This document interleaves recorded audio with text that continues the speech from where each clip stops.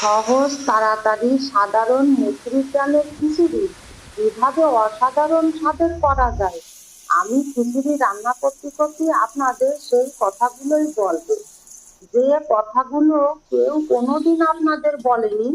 আমি সেই কথাগুলোই আপনাদের আজকে বলবো, যে কি করলে খিচুড়ির স্বাদ দ্বিগুণ হয়ে যায়। সবাই যে মশলাগুলো দেয় প্রায় সেইগুলোই আমি দেব, কিছুটা ব্যতিক্রম আছে, সেগুলো মনোযোগ সহকারে দেখতে হবে, তাহলেই না স্বাদ সুন্দর হবে। এই যেমন আদা কুচি, পেঁয়াজ ভাজা, আর এই যে গরম মশলা থেতো করে দিতে হবে। এখানে গুঁড়ো দিলে চলবে না, থেতো করেই দিতে হবে। এগুলোর সাথে ধনিয়া গুঁড়ো, জিরে গুঁড়ো, শুকনো মরিচ গুঁড়ো, হলুদ, লবণ, কাঁচামরিচ কুচি, তেজপাতা একসাথে চাল ডালি এমন করে মাখতে হবে যাতে মনে হয় মাখতে মাখতেই অর্ধেক রান্না হয়ে গেছে। সাথে পেঁয়াজ কুচি, রসুন কোটো, সরিষার তেল তো আছেই। আর একটা কথা অবশ্যই মনে রাখতে হবে, এখানে কিন্তু সরিষার তেল দিয়ে মাখতে হবে, অন্য কোনো তেল দিলে কিন্তু চলবে না। এইবার গরম তেলে দুটো তেজপাতা ফোড়নে দিয়ে সব মাথাগুলোরে একসাথে নাড়িয়ে চাড়িয়ে জল ঢেলে দিতে হবে।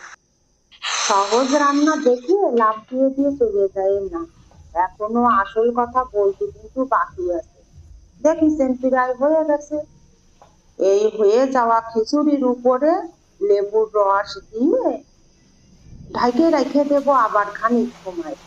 এই জায়গায় অধিকাংশ মানুষই রান্না শেষ করে দেয়, কিন্তু এখনো বাকি আছে। এই খিচুড়ির ঢাকনা উঠিয়ে আবার খানিক সময় ভালো করে নাড়িয়ে চাড়িয়ে খিচুড়ির মধ্যে রস ভাব থাকবে, তা শুকিয়ে ফেলতে হবে, ঝরঝরা করে ফেলতে হবে। এই কাজটা করলেই খিচুড়ির স্বাদ 10 গুণ বেড়ে যাবে। এই ধরনের সাধারণ রান্নার অসাধারণ স্বাদ পাতে হলে আমার চ্যানেলটা সাবস্ক্রাইব করে রাখবেন। আর ভিডিওটা যদি কোনো কায়দায় আপনাকে একটুও ভালো লেগে থাকে তাহলে লাইক, কমেন্ট আর শেয়ার দিয়ে দেবেন।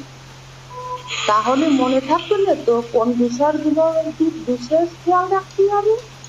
সরষের তেল দিয়ে মাখতে হবে, আর মাথাটা এমন ভাবে মাখতে হবে যাতে মাখতে মাখতে রান্না হয়ে যায়। আর রান্নার শেষে লেবুর রস, আর তারপরে খিচুড়িগুলোরে নাড়িয়ে চাড়িয়ে 10 ভাগ শুকিয়ে ফেলতে হবে। এতক্ষণ যারা আমার ভিডিওটা দেখলেন সবাইকে অনেক ধন্যবাদ।